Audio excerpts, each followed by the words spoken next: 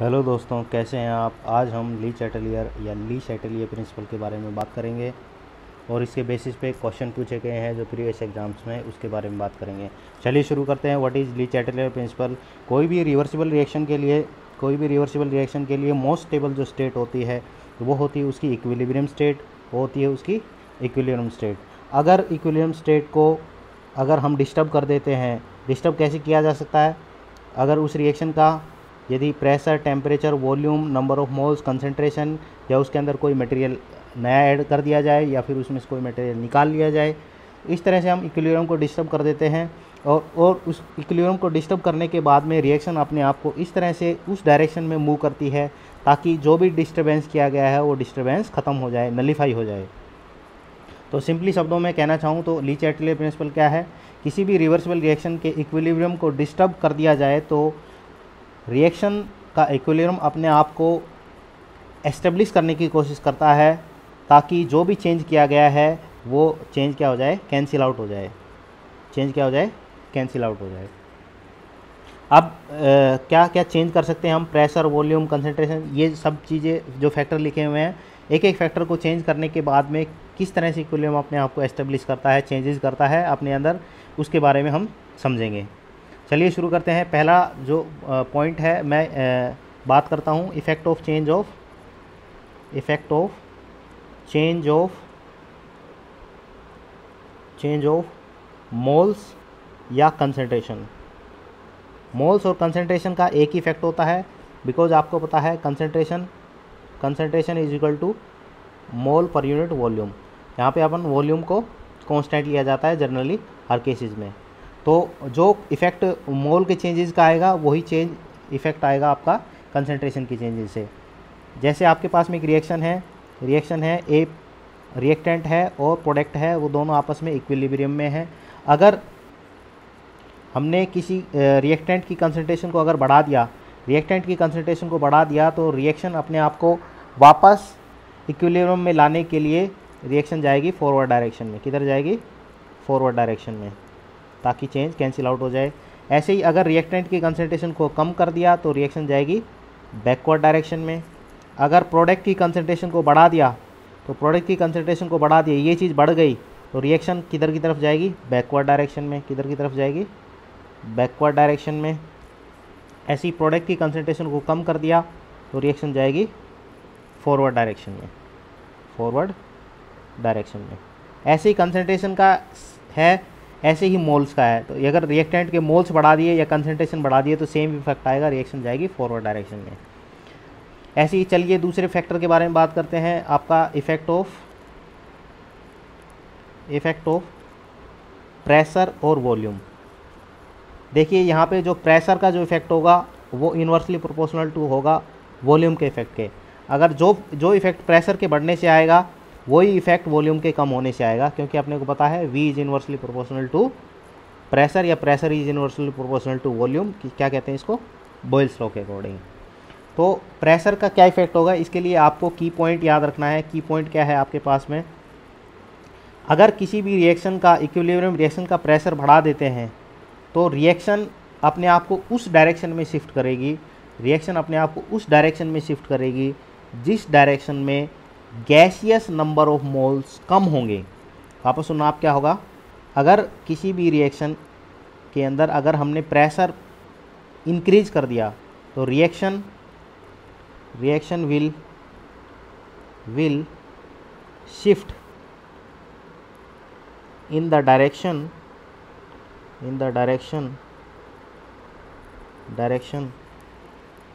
where number of gaseous moles are less।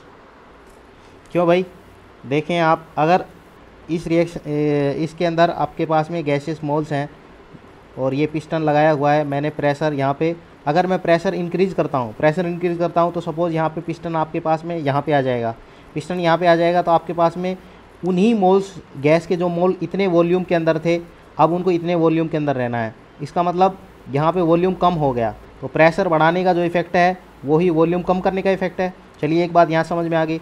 दूसरा, अगर volume कम हो गया तो यहाँ पे कम वॉल्यूम में उन्हीं मॉलिक्यूल को आना पड़ेगा। इसका मतलब जो गैसेस मॉलिक्यूल जहाँ पे कम होंगे वो ही इस स्पेस में आसानी से रह पाएंगे। तो इफ़ेक्ट क्या होगा, नंबर ऑफ गैसेस मोल्स कम होने चाहिए। एक रिएक्शन लेते हैं, H2 गैस प्लस I2, ये भी गैस है, इक्विलिब्रियम में है 2HI। एक रिएक्शन ये लिख ली मैंने। दूसरी रिएक्शन है N2 प्लस H2 3H2, सब रिएक्टेंट और प्रोडक्ट आपके पास गैसेस फॉर्म में है NH3 2। ठीक है, ये दो रिएक्शन लिख ली। अगर मैं प्रेशर बढ़ाता हूँ, अब इन दोनों रिएक्शंस के लिए एक कंडीशन लिखते हैं, अगर मैं प्रेशर बढ़ाता हूँ तो वही इफेक्ट होगा जो वॉल्यूम के कम करने से होगा। क्या इफेक्ट होगा, प्रेशर बढ़ाने पर रिएक्शन अपने आप को उस डायरेक्शन में शिफ्ट करेगी जहाँ नंबर ऑफ गैसियस मोल्स कम है। अब इस रिएक्शन के बारे में बात करते हैं। सपोज इस रिएक्शन के बारे में बात करता हूँ, यहाँ पे प्रोडक्ट की तरफ आपके पास में गैसियस नंबर ऑफ मोल्स कितने हैं, 2 हैं, और यहाँ पे देखें आप रिएक्टेंट की तरफ 3 तो H2 है और 1 है आपके पास में NH2। तो यहाँ पे नंबर ऑफ गैसियस मोल्स हैं आपके पास में 4 हैं। तो प्रेशर बढ़ाएंगे या वॉल्यूम कम करेंगे तो रिएक्शन उधर की तरफ शिफ्ट होगी जहाँ पे नंबर ऑफ गैसियस मोल्स कम होंगे। इसका मतलब यहाँ पे 4 है, यहाँ पे 2 है, यहाँ पे कम है। इसका मतलब रिएक्शन जाएगी आपके पास में फॉरवर्ड डायरेक्शन में। कहाँ जाएगी, फॉरवर्ड डायरेक्शन में। शायद आपको समझ आ गया होगा। ऐसे ही ऊपर जो रिएक्शन है वो बहुत इंटरेस्टिंग है। आप यहाँ पे देखें, रिएक्टेंट में देखें तो आपके पास में नंबर ऑफ गैसियस मोल हैं आपके पास में 2 हैं, और प्रोडक्ट की तरफ देखें, प्रोडक्ट में देखें तो यहाँ पे भी नंबर ऑफ गैसियस मोल्स हैं आपके पास में 2। तो आप प्रेशर बढ़ाएंगे या वॉल्यूम कम करेंगे तो रिएक्शन उधर की तरफ जाएगी जहाँ पे नंबर ऑफ गैसियस मोल्स कम होंगे। लेकिन यहाँ पे इस रिएक्शन में आप देखेंगे तो नंबर ऑफ गैसियस मोल दोनों तरफ बराबर हैं। तो अब क्या किया जाए, तो इस रिएक्शन के लिए आप क्या बताएंगे, रिएक्शन ना तो फॉरवर्ड डायरेक्शन में जाएगी ना ही बैकवर्ड डायरेक्शन में जाएगी। क्या की पॉइंट है, no neither forward nor backward. क्यों जी, क्योंकि नंबर ऑफ गैसियस मोल्स दोनों तरफ बराबर हैं। तो यदि आपने एक की पॉइंट याद कर लिया तो दूसरा भी बिल्कुल सेम ही है। अगर प्रेशर कम कर दिया या वॉल्यूम बढ़ा दिया तो रिएक्शन किधर की तरफ जाएगी, जहाँ पे नंबर ऑफ गैसियस मोल, बोलो, हाई है। ठीक है, ऐसे ही अपन ने प्रेशर और वॉल्यूम का कंसेप्ट पढ़ लिया, कंसंट्रेशन और मोल का कंसेप्ट पढ़ लिया। अब हम बात करते हैं इफेक्ट ऑफ टेम्परेचर। इसकी बात करते हैं, इफेक्ट ऑफ टेम्परेचर या temperature effect, effect of temperature. यहाँ पे अगर बात करें, कोई भी रिएक्शन है तो यहाँ पे हमें डेल्टा NG का कंसेप्ट समझना होगा। डेल्टा NG क्या है, change in enthalpy, change in enthalpy.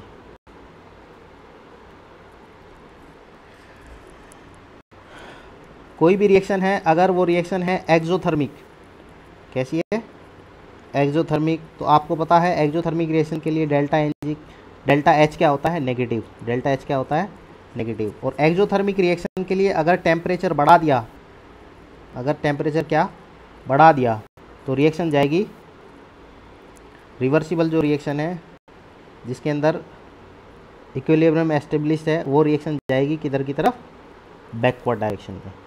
किधर जाएगी, बैकवर्ड डायरेक्शन में। सिमिलरली अगर कोई रिएक्शन है एंडोथर्मिक, एंडोथर्मिक रिएक्शन है तो डेल्टा H उसके लिए होगा, आपके पास पता है उसका डेल्टा H होता है पॉजिटिव। अगर एंडोथर्मिक रिएक्शन है, टेम्परेचर आपने बढ़ा दिया तो क्या होगा, वो टेम्परेचर यूटिलाइज हो जाएगा उस रिएक्शन एंडोथर्मिक रिएक्शन को कराने के लिए। इसका मतलब रिएक्शन हो जाएगी, तो रिएक्शन होती है तो रिएक्शन किधर की तरफ जाती है, फॉरवर्ड डायरेक्शन में। किधर की तरफ जाती है, फॉरवर्ड डायरेक्शन में। ठीक है जी, ये आपके पास में हो गया टेम्परेचर का इफेक्ट। अब हम बात करते हैं इफेक्ट ऑफ, नेक्स्ट है आपके पास में effect of addition of inert material. Inert material. Inert material क्या है? वो कोई भी सब्सटेंस जिसको आप रिएक्शन इक्विलिब्रियम मिक्सचर में डालते हैं, ना तो वो रिएक्टेंट के साथ में रिएक्ट करता है, ना ही वो प्रोडक्ट के साथ में रिएक्ट करता है। ऐसी चीज़ को हम क्या कहते हैं? Inert material. वो क्या कहलाता है? इनर्ट मटेरियल कहलाता है। वो कोई भी सब्सटेंस जिसको आप इक्विलिब्रियम मिक्सचर में डालें तो ना तो वो रिएक्टेंट के साथ रिएक्ट करता है और ना ही वो प्रोडक्ट के साथ में रिएक्ट करता है, ऐसे सब्सटेंस को कहते हैं इनर्ट मटेरियल। ठीक है, इनर्ट मटेरियल। अब इनर्ट मटेरियल कंसेप्ट में दो चीज़ें याद रखनी होगी। अगर इनर्ट मटेरियल डाला गया है एट कांस्टेंट वॉल्यूम, अगर कांस्टेंट वॉल्यूम पे इनर्ट मटेरियल डाला गया है तो इक्विलिब्रियम पे कोई भी चेंज नहीं आएगा। क्या होगा? No effect on equilibrium condition, means neither the reaction will go in forward direction nor in backward direction।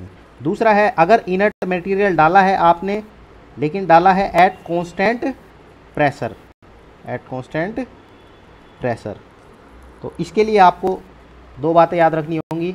Delta N G अगर ज़ीरो है उस रिएक्शन के लिए तो कोई इफेक्ट नहीं होगा, नो इफेक्ट। एग्जाम्पल क्या है? जैसे रिएक्शन है 2HI is in equilibrium with H2 plus I2, सारे रिएक्टेंट प्रोडक्ट गैसेस फॉर्म में है। अगर एट कांस्टेंट प्रेशर ये रिएक्शन है, एक इक्विलिब्रियम मिक्सचर है और एक कंटेनर के अंदर हो रही है, क्लोज कंटेनर के अंदर। अगर कांस्टेंट प्रेशर पर इसके अंदर मैं नियोन गैस डाल दूं, अब आपको पता है नियोन गैस इनर्ट गैस होती है, ना तो वो रिएक्टेंट के साथ में रिएक्ट करेगी, ना ही वो प्रोडक्ट के साथ में रिएक्ट करेगी। तो इनर्ट मटेरियल को एट कांस्टेंट प्रेशर डाल दूं तो इक्विलिब्रियम किधर की तरफ शिफ्ट होगा? तो आप देख लीजिए, डेल्टा एन जी आपको निकालना प्रीवियस वीडियो में बताया था मैंने कि नंबर ऑफ गैसियस प्रोडक्ट 1 और ये 1 प्रोडक्ट आपके पास में टोटल 2 हो गया। नंबर ऑफ गैसियस रिएक्टेंट आपके पास में 2 है, तो ये हो गया 0। अगर डेल्टा एन जी 0 है इस रिएक्शन के लिए, आपको पता ही है, तो क्या होगा? No effect. तो इस रिएक्शन के अंदर अगर मैं नियोन गैस को इंट्रोड्यूस कराता हूँ एट कांस्टेंट प्रेशर पे, तो इक्विलिब्रियम के कोई भी इफेक्ट नहीं होगा। ठीक है, दूसरी बात आपको याद रखनी है, अगर डेल्टा एन जी पॉजिटिव है, डेल्टा एन जी रिएक्शन के लिए पॉजिटिव है और आप किसी इक्विलिब्रियम रिएक्शन में आप कांस्टेंट प्रेशर पे इनर्ट मटेरियल को ऐड करते हैं, एट कांस्टेंट प्रेशर पे इनर्ट मटेरियल को ऐड करते हैं, तो रिएक्शन आपकी फॉरवर्ड डायरेक्शन में जाएगी। कहाँ जाएगी? फॉरवर्ड डायरेक्शन में। आप इसको डायरेक्टली याद कर लीजिए, डिटेल्स वीडियो में मैं आपको बताऊंगा क्यों ये फॉरवर्ड डायरेक्शन में जाएगी। तो अभी के लिए आप याद रख लीजिएगा, डेल्टा एन जी अगर पॉजिटिव है तो रिएक्शन कहाँ जाएगी? फॉरवर्ड डायरेक्शन में। ऐसे ही तीसरा पॉइंट याद करने की ज़रूरत नहीं है, वो ऑटोमेटिकली हो जाएगा। आपको पता है डेल्टा एन जी अगर नेगेटिव है तो वो रिएक्शन जाएगी किधर? बैकवर्ड डायरेक्शन में, बैकवर्ड डायरेक्शन में। ये सारे पॉइंट्स आपने याद कर लेने हैं, इसके बेसिस पे क्वेश्चन पूछे गए हैं। चलिए एक दो क्वेश्चन देखते हैं जो प्रीवियस एग्जाम्स में पूछे गए हैं। क्वेश्चन है आपके पास में, देखिए क्वेश्चन है, for a reversible reaction N2 और 3H2 is in equilibrium with 2NH3 gas plus heat और निकल रही है।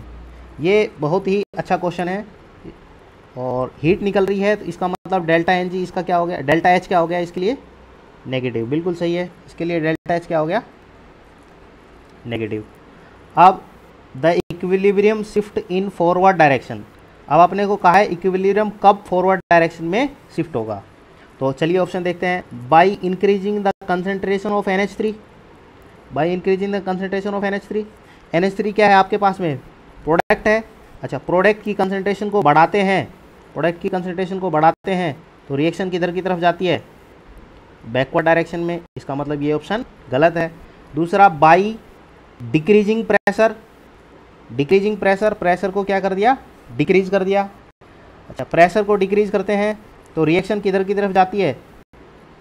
जहाँ पे नंबर ऑफ, अभी बताया था, नंबर ऑफ गैसियस प्रोडक्ट क्या हो? ज़्यादा हो। तो देखिए ऊपर जो रिएक्शन लिखी हुई है उसमें नंबर ऑफ गैसेस रिएक्टेंट जो हैं, अभी पीछे कैलकुलेट भी किया था हमने, 3 और 1 4 रिएक्टेंट 4 हैं, और प्रोडक्ट की देखें वैल्यू तो गैसेस प्रोडक्ट है हमारे पास में 2। अगर प्रेशर कम कर दिया तो गैसियस रिएक्शन किधर की तरफ जाएगी, जहाँ पे नंबर ऑफ गैसियस मोल्स क्या हैं, ज़्यादा हैं। इसका मतलब ज़्यादा कहाँ है, रिएक्टेंट की साइड में। इसका मतलब ये भी रिएक्शन किधर की तरफ जाएगी, बैकवर्ड डायरेक्शन में। ये भी गलत ऑप्शन हो गया क्योंकि अपने से पूछा क्या है, फॉरवर्ड डायरेक्शन में। अगला ऑप्शन देखते हैं, by decreasing the concentration of N2 and H2। N2H2 क्या है आपके पास में, इस रिएक्शन में रिएक्टेंट है। इसका मतलब रिएक्टेंट की कंसनट्रेशन को आप कम कर रहे हो, रिएक्टेंट की कंसनट्रेशन को आप क्या कर रहे हो, कम कर रहे हो। और रिएक्टेंट की कंसनट्रेशन को अगर हम कम करते हैं तो वापस फिर भी रिएक्शन किधर की तरफ जाती है, बैकवर्ड डायरेक्शन में, जैसा अभी मैंने बताया था। ये ऑप्शन भी गलत हो गया। इस हिसाब से फोर्थ ऑप्शन हो गया आंसर। फिर भी अपन फोर्थ ऑप्शन की अगर बात करें, by increasing pressure and decreasing temperature. आपको पता है डेल्टा H नेगेटिव है, एक्जोथर्मिक रिएक्शन है। एक्जोथर्मिक रिएक्शन के लिए टेम्परेचर कम कर देते हैं तो रिएक्शन जाती है फॉरवर्ड डायरेक्शन में। ये वाली बात भी सही है। बाई इंक्रीजिंग प्रेशर, प्रेशर अगर बढ़ा दिया, प्रेशर बढ़ाएंगे तो रिएक्शन उधर की तरफ जाएगी जहाँ पे नंबर ऑफ गैसेस मोल्स कम होंगे। नंबर ऑफ गैसेस मोल्स यहाँ पे कम है, इसका मतलब यहाँ पे भी रिएक्शन जाएगी फॉरवर्ड डायरेक्शन में। इसका मतलब ऑप्शन आ जाता है आपका 4। Excellent question. इस क्वेश्चन में आपका पूरा जो ली चैटलियर प्रिंसिपल है उसके लगभग सारे एप्लीकेशन आ गए। तो ये क्वेश्चन आप अगर कर सकते हैं तो ऑलमोस्टली ली चैटलियर प्रिंसिपल आपको समझ आ जाएगा। और ये क्वेश्चन पूछा गया है नीट में, नीट एग्जाम में पहले क्वेश्चन पूछा गया है ये। चलिए एक और क्वेश्चन और लेते हैं। क्वेश्चन है आपके पास में, जेई क्वेश्चन है, ये जेई क्वेश्चन है। क्वेश्चन है the exothermic formation of ClF3 is represented by. Equation दी हुई है आपको, Cl2 प्लस 3F2 सारे गैसेस फॉर्म में है, गिव्स यू 2ClF3। और डेल्टा H आपको दिया हुआ है नेगेटिव, डेल्टा H दिया हुआ है नेगेटिव, वैल्यू याद करने की जरूरत नहीं है। Which of the following will increase the quantity of ClF3 in the equilibrium mixture. ClF3 की क्वांटिटी कौन बढ़ाएगा, ClF3 मतलब प्रोडक्ट की क्वांटिटी कब बढ़ेगी। क्वेश्चन में पूछा है प्रोडक्ट कब बढ़ेगा, इसका मतलब रिएक्शन फॉरवर्ड डायरेक्शन में कब जाएगी। सिंपली रिएक्शन फॉरवर्ड डायरेक्शन में कब जाएगी। देखिए इंक्रीजिंग द टेम्परेचर, आपको पता है डेल्टा H नेगेटिव है, एक्सोथर्मिक रिएक्शन है। कैसी रिएक्शन है, एक्सोथर्मिक रिएक्शन के लिए टेम्परेचर अगर बढ़ा देते हैं तो रिएक्शन जाती है बैकवर्ड डायरेक्शन में। अभी बात की थी अपन ने, ये ऑप्शन गलत हो गया। रिमूविंग Cl2 रिएक्टेंट की कंसंट्रेशन को अगर हम कम कर देते हैं, रिएक्टेंट Cl2 क्या है, रिएक्टेंट की कंसंट्रेशन को अगर हम कम कर देते हैं रिएक्शन जाएगी कहाँ की तरफ, बैकवर्ड डायरेक्शन में। ये भी गलत हो गया। Increasing the volume of the container, अच्छा वॉल्यूम ऑफ द कंटेनर बढ़ाएंगे तो वही इफेक्ट आएगा जो प्रेशर को कम करने से आता है। और प्रेशर को कम करने से जो इफेक्ट क्या आता है, प्रेशर को अगर कम कर दिया तो नंबर ऑफ मोल्स जहां पे हाई होंगे उधर की तरफ जाएगी रिएक्शन। नंबर ऑफ मोल्स अगर देखें हम इस रिएक्शन के लिए अगर नंबर ऑफ मोल्स देखें तो रिएक्टेंट के जो मोल हैं, रिएक्टेंट के डेल्टा Ng की जो वैल्यू है वो है आपके पास में 1 + 3 = 4। तो ये आपके पास में रिएक्टेंट के मोल हैं, ये तो रिएक्टेंट के हैं। और प्रोडक्ट की बात करूं तो प्रोडक्ट के हैं आपके पास में 2। तो रिएक्शन वॉल्यूम बढ़ाने पर, प्रेशर कम करने पर नंबर ऑफ मोल्स हाई होते हैं, उधर की तरफ जाती है। नंबर ऑफ मोल्स कहाँ की तरफ आई है, रिएक्टेंट की तरफ। इसका मतलब रिएक्शन जाएगी बैकवर्ड डायरेक्शन में। लेकिन ऑप्शन आपने पूछा है फॉरवर्ड डायरेक्शन में कौन सी जाएगी, तो ये ऑप्शन भी गलत हो गया। इसका मतलब सीधा ऑप्शन बच गया आपके पास में F2। इसका मतलब F2 क्या है, रिएक्टेंट। अगर आप रिएक्टेंट की कंसंट्रेशन को इंक्रीज करते हैं तो रिएक्शन जाती है फॉरवर्ड डायरेक्शन में। ये अपन ने पहला ही जो पॉइंट था वो पढ़ा था। इस तरह से आप इस क्वेश्चन को सॉल्व कर सकते हैं। ऑप्शन आ जाएगा इसका डी, रिएक्टेंट की कंसंट्रेशन को बढ़ा देंगे तो प्रोडक्ट की कंसंट्रेशन बढ़ जाएगी। इसका मतलब रिएक्शन जाएगी फॉरवर्ड डायरेक्शन में, प्रोडक्ट की कंसंट्रेशन बढ़ जाएगी, ClF3 बन जाएगा। तो इस तरह से आप ली चैटलियर प्रिंसिपल के बेसिस पे जितने भी क्वेश्चन हैं वो आपके जो भी मॉड्यूल आप सॉल्व करते हैं उससे आप कर सकते हैं। चलिए अगली वीडियो में मिलते हैं, तब तक के लिए थैंक यू, धन्यवाद, बाय बाय।